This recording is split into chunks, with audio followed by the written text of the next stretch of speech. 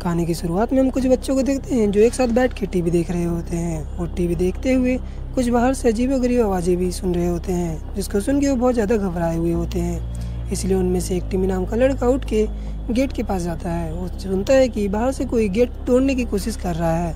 तभी एक जिम भी उस गेट को तोड़ के घर में घुस जाता है, जिसको देख के सभी बच्चे घबरा जाते हैं और डर के मारे कांपने लगते हैं। और टिमी वहाँ से तुरंत भागकर अपनी मॉम के पास जाने लगता है, जहाँ वो देखता है कि उसकी मॉम पहले से ही इन्फेक्टेड थी।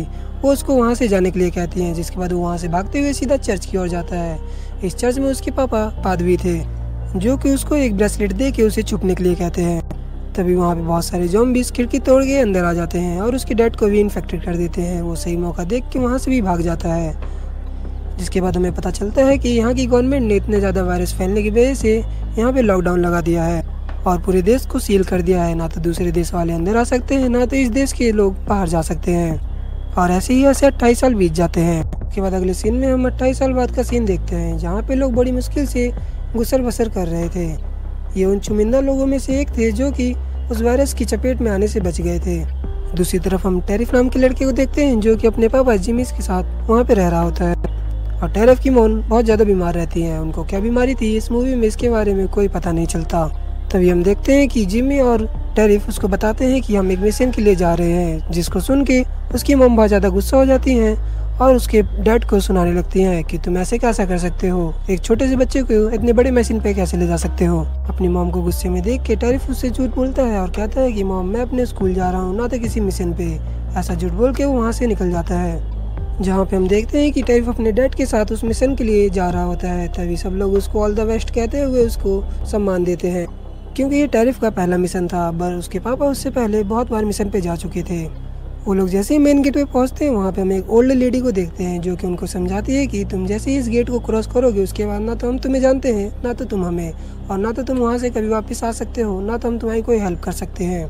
इसलिए जो तुम कर रहे हो सब अपने रिस्क पे करना। जिसके बाद वो दोनों हाँ बोलते हैं वहाँ से निकल जाते हैं, जहाँ पे हम एक मिस्टीरियस रोड को देखते हैं, जो कि कभी कभी ही दिखाई देता है, क्योंकि वो कभी कभी पानी से ढक जाता है और कभी कभी पानी के ऊपर आ जाता है। जब वो रास्ता दिखाई दे रहा होता है तो टेरिफ और उसके डैड उस रास्ते को क्रॉस कर लेते हैं। पर वो लोग जैसे ही इस रास्ते को क्रॉस करते हैं, उसके कुछ ही देर बाद वो रास्ता वापस से पानी में चला जाता है। उस रास्ते को क्रॉस करने के बाद ये लोग मेन जगह पे पहुंच जाते हैं, जहाँ पे टेरिफ के डैड उसे सब कुछ समझाते हैं और कहते हैं कि तुम्हें यहाँ पे थोड़ा सावधानी से रहना होगा, क्योंकि तुम्हारा पहला मिशन है और तुमको इसके बारे में कुछ ज़्यादा एक्सपीरियंस भी नहीं है। वे उन्हें उस जंगल में एक मोटा सा ज़ॉम्बी दिखता है, जो कि इतना ज़्यादा मोटा था कि उससे ज़्यादा तेज़ी से नहीं चला जा पा रहा था। वो पैरों के बलबूते धीरे धीरे चल रहा होता है, जिसको देख के टेरिफ के डैड उसे कहते हैं कि यही सही मौका है तुम्हें अपना पहला शिकार बनाने के लिए, क्योंकि ये ज़ॉम्बी थोड़ा सा कमज़ोर दिखाई दे रहा होता है। जिसके बाद टेरिफ उसके ऊपर एक तीर मारता है और वो तीर जाके सीधा उसके गर्दन में लगती है, जिसकी आवाज़ से बहुत सारे ज़ॉम्बी वहाँ पे वापस से आ जाते हैं, जिसको उसके डैड बहुत सावधानी से और अच्छी तरीके से ख़त्म कर देते हैं। और टेरिफ का एक्सपीरियंस भी बहुत ज़्यादा अच्छा जा रहा होता है। इसके बाद ये दोनों यहाँ से आगे जाने लगते हैं, जिसके बाद जाते जाते आगे ये लोग एक घर के पास पहुँच जाते हैं, जिसको देख के ये दोनों उस रूम के अंदर जाने लगते हैं, जहाँ पे वो लोग देखते हैं कि एक इन्फेक्टेड इंसान वहाँ पे उल्टा लटका होता है। जिसको देख के जिमी टेरिफ से कहता है कि तुम्हें तुम्हारा दूसरा शिकार मिल गया है, चलो इसका शिकार करो। जिसके लिए टेरिफ मना कर है, क्योंकि वो बहुत ज़्यादा घबरा गया था उसको देखकर। पर जिमी के बार बार जोर डालने पर टेरिफ उसको एक तीर मारता है, जो कि उसके सिर के सीधा आर पार हो जाती है और उसकी डेथ हो जाती है। और ये टेरिफ का दूसरा शिकार था। जिसके बाद जिमी और टेरिफ उस रूम से निकल के आगे जाने लगते हैं, जहाँ पे वो देखते हैं कि बहुत सारे जानवर मरे हुए पड़े होते हैं। जिसको देख के जिमी समझ जाता है कि ये नॉर्मल ज़ॉम्बीज़ का काम नहीं है, बल्कि एक हाई लेवल वाले ज़ॉम्बी जो कि सोच भी सकते हैं उनका काम है। जिसको देख के जिमी टेरिफ से कहता है कि हमें यहाँ से तुरंत निकलना पड़ेगा। जिसके बाद ये लोग वहाँ से जाने लगते हैं, पर इनको वहाँ पे कुछ ज़्यादा ज़ॉम्बीज़ दिखने लगते हैं, जिसको देख के ये लोग वहाँ से भी भागने लगते हैं। ये ज़ॉम्बीज़ बहुत ज़्यादा खतरनाक होते हैं, क्योंकि सोच भी सकते हैं, बोल भी सकते हैं और आपको इन्फेक्ट तो कर ही सकते हैं। वो सारे ज़ॉम्बीज़ टेरिफ और जेमी का पीछा करने लगते हैं, जिसको देख के जेमी पलट पलट के तीरे मार रहा होता है। पर टेरिफ के पास इतना एक्सपीरियंस नहीं होता कि वो चलते चलते किसी ज़ॉम्बी को तीर मार सके, इसलिए वो तीर नहीं चलाता। जिसके बाद वो लोग दौड़ते दौड़ते दूसरे घर के पास पहुँच जाते हैं, जहाँ पे हम देखते हैं कि ज़ॉम्बीज़ भी उनके पीछे पीछे उसी रूम में पहुँच जाते हैं, जहाँ पे जिमी उनका बहुत अच्छे से शिकार करता है और उन सभी को मार डालता है। जिसके बाद वो लोग उसी रूम में ऊपर की फ्लोर पे छिप जाते हैं और जिमी कहता है कि आज रात हमें यहीं पे छिपना पड़ेगा, अगर हम बाहर निकले तो हम ज़ॉम्बीज़ का शिकार हो जाएंगे और हम भी इन्फेक्टेड हो जाएंगे।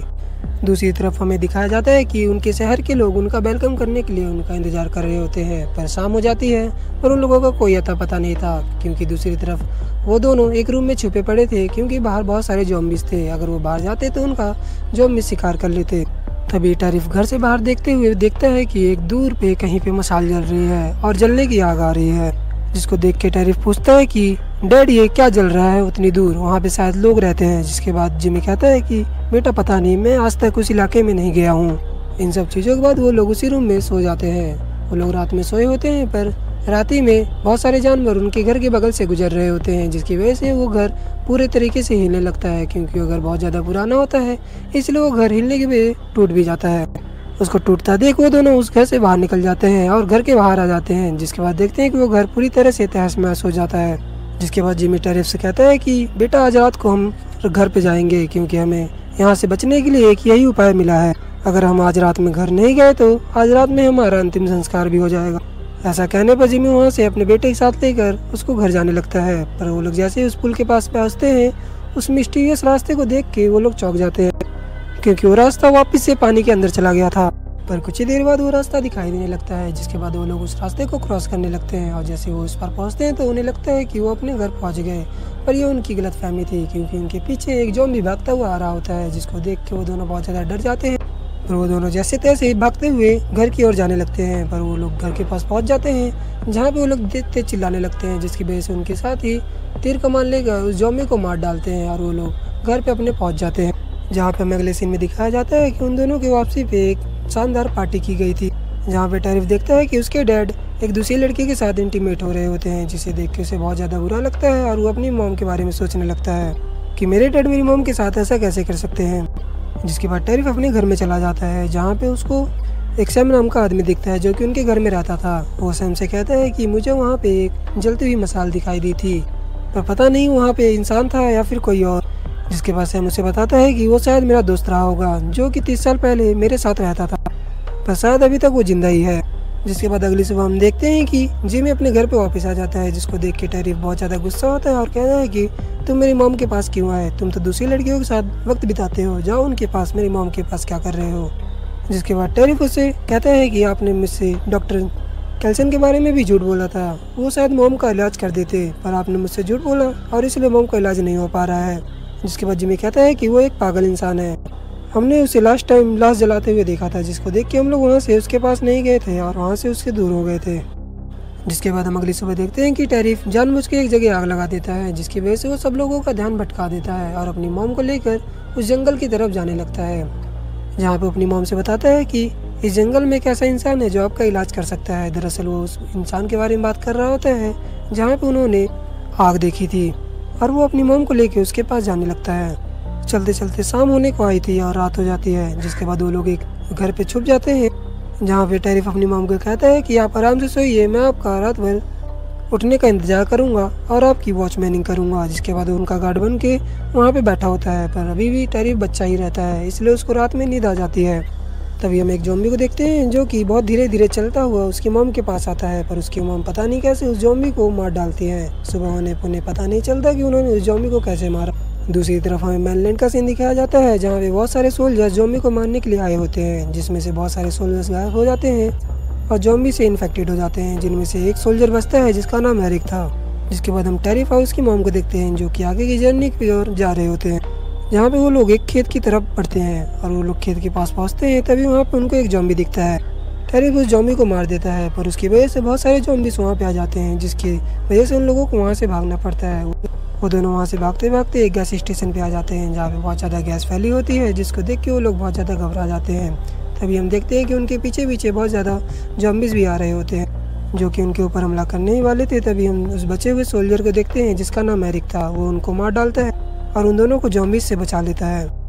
जिसके बाद एरिक उन दोनों को ज्वाइन कर लेता है और अपने बारे में बताते हुए कहता है कि मेरे सारे साथी मारे जा चुके हैं और मैं यहाँ पे अकेला बचा हुआ हूँ। जिसके बाद वो तीनों आगे की ओर बढ़ने लगते हैं और बात कर रहे होते हैं। वो लोग आगे जाते जाते एक जगह ब्रेक लेके बैठ जाते हैं, जहाँ पे एरिक अपना फ़ोन निकालता है। उस फ़ोन को देख के टैरी बहुत ज़्यादा हैरान रह जाता है, क्योंकि उसने अपनी ज़िंदगी में पहली बार कोई फ़ोन देखा था। जिसके बाद हम देखते हैं कि टैरिफ एरिक से बताता है कि उसकी मॉम की थोड़ी सी हालत सही नहीं है, जिसका इलाज कराने के लिए वो अपनी मॉम को यहाँ पे लाया हुआ है। जिसके बाद वो लोग वहाँ पे कुछ देर रेस्ट करने के बाद आगे की ओर जाने लगते हैं, जहाँ पे वो लोग एक ट्रेन को देखते हैं जिसके अंदर बहुत सारे ज़ॉम्बीज़ होते हैं। पर फिर भी टैरिफ की मॉम उस ट्रेन के पास जाती है तो देखते हैं कि एक ज़ॉम्बी लेडी वहाँ पे प्रेग्नेंट बैठी होती है, जिसकी हेल्प करने के लिए वो ट्रेन के अंदर जाती है और उसकी डिलीवरी करती है, जहाँ पे हम देखते हैं कि उसका बच्चा बहुत ज़्यादा हेल्दी होता है। तभी हम एरिक को देखते हैं जो कि इस बच्चे को ले जाने के लिए यहाँ से मना करता है और कहता है कि इस बच्चे को छोड़ के यहाँ से चलो, पर टैरिफ की मॉम इस बात के लिए उसको मना कर देती है। तभी हम देखते हैं कि एक ज़ॉम्बी एरिक का सिर पकड़ के वहाँ से तोड़ देता है, जिसकी वजह से उसकी मौत हो जाती है। जिसके बाद टैरिफ और उसकी मॉम वहाँ से जाने लगते हैं, पर उनके पीछे एक ज़ॉम्बी पड़ जाता है। उस ज़ॉम्बी को देख के टैरिफ बहुत ज़्यादा तीर उसके ऊपर चलाता है, पर उस तीर का उसके ऊपर कोई असर नहीं पड़ता। वो ज़ॉम्बी उनका बहुत देर तक पीछा करता है। तभी वो उनको मारने ही वाला होता है कि तभी एक इंसान उनके ऊपर एक कोई चीज़ चला के मारता है, जिसकी वजह से वो ज़ॉम्बी रुक जाता है। दरअसल ये डॉक्टर कैल्सन ही होता है जो कि उसके ऊपर बेहोशी की दवा मारता है। जिसके बाद वो उन दोनों से कहता है कि जल्द से जल्द हमें यहाँ से निकलना पड़ेगा। जिसके बाद वो अपने अड्डे पे उन दोनों को ले जाता है, जहाँ पे वो दोनों देखते हैं कि उस डॉक्टर ने वहाँ पे बहुत ज़्यादा हड्डियों का प्रयोग करते हुए बहुत सारी चीज़ें बनाई होती हैं, जहाँ पे वो खोपड़ियों का उपयोग भी करता है और लंबी लंबी इमारतें बनाई जैसी होती हैं, जिसको देख के वो दोनों हैरान रह जाते हैं। जिसके बाद डॉक्टर कैल्सन उन्हें बताता है कि तुम यहाँ पे पहुँचने वाले पहले इंसान हो, इससे पहले यहाँ पे आज तक कोई नहीं पहुँच पाया 30 सालों में। जिसके बाद टैरिफ अपनी मॉम की बीमारी बताता है और कहता है कि मेरी मॉम को यहाँ पे ठीक कर दो, इसलिए मैं अपनी मॉम को यहाँ पे लेकर आया हूँ। जिसके बाद डॉक्टर कैल्सन कहता है कि मेरे पास कुछ ऐसे इक्विपमेंट्स नहीं है जिसकी वजह से मैं चेक कर सकूँ कि तुम्हारी मॉम को क्या हुआ है। जिसके बाद डॉक्टर कैल्सन उसकी मॉम को चेक करने लगता है। बहुत देर चेक करने पर उसे पता चलता है कि उसकी मॉम को कैंसर है। वो टैरिफ से कहता है कि तुम्हारी मॉम बस कुछ ही दिनों की मेहमान है, ये ज़्यादा दिन तक चलने वाली नहीं है। जिसके बाद टैरिफ की मॉम उसे बताती है कि मुझे पहले से ही पता था कि मुझे कैंसर है, पर मैं तुम्हें बताना नहीं चाहती थी क्योंकि मुझे तुम्हें दुख पहुंचाना अच्छा नहीं लगता। जिसको सुन के टैरिफ बहुत ज़्यादा उदास हो जाता है और दुखी हो जाता है, ये सोच के कि उसकी मॉम अब कुछ दिनों में मर जाएंगी। जिसके बाद डॉक्टर कैल्सन उसे समझाते हुए कहता है कि इस दुनिया में जो भी आया है उसे एक ना एक दिन जाना ही पड़ेगा, और उसे दिलासा देता है। जिसके बाद हम अगले सीन में देखते हैं कि डॉक्टर कैल्सन उसकी मॉम को मार देता है और उसकी खोपड़ी ले जाके टैरिफ को दे देता है और कहता है कि तुम इसको ले जाके उस खोपड़ी वाली बिल्डिंग के सबसे टॉप पे लगा दो। तभी अगले सीन में हम देखते हैं कि वहाँ पे एक ज़ॉम्बी आ जाता है जो कि डॉक्टर कैल्सन को पकड़ लेता है। ये सब देखते हुए टैरिफ दिमाग लगाता है और उसके हाथ में बेहोशी की सुई लगा देता है, जिसकी वजह से वो दोनों बच जाते हैं। जिसके बाद डॉक्टर कैल्सन कहता है कि तुम यहाँ से इस बेबी को लेके अपने आइलैंड वापस निकल जाओ। जिसके बाद वहाँ से वो निकल जाता है अपनी बेबी को लेके अपने आइलैंड के लिए। बेबी को ले जाके अपने गेट पे, मतलब कि अपने आइलैंड के गेट पे लटका देता है, पर अपना खुद वहाँ पे नहीं जाता। वो वापस से जंगलों के बीच में आ जाता है। टैरिफ अकेला बैठा हुआ मछली पका रहा होता है। तभी वहाँ पे कुछ ज़ॉम्बी, टैरिफ वहाँ पे बहुत ज़्यादा लोग दिखते हैं, जिसमें से एक लड़का जिसका नाम टिमी होता है, जो कि हमें मूवी की शुरुआत में दिखता है। अब वो बहुत ज़्यादा बड़ा हो चुका था। जहाँ पे टिमी टैरिफ से कहता है कि तुम मेरी मदद करोगे तो मैं भी तुम्हारी मदद करूँगा। और हम देखते हैं कि टिमी ने आज तक वो ब्रेसलेट पहना है जो उसके डैड ने उसको दिया था। टैरिफ से कहता है कि क्या तुम मेरे साथ दोस्ती करोगे। जिसके बाद वो दोनों हाथ मिला के दोस्ती कर लेते हैं और इसी सस्पेंस के साथ ये मूवी यहीं पे एंड हो जाती है।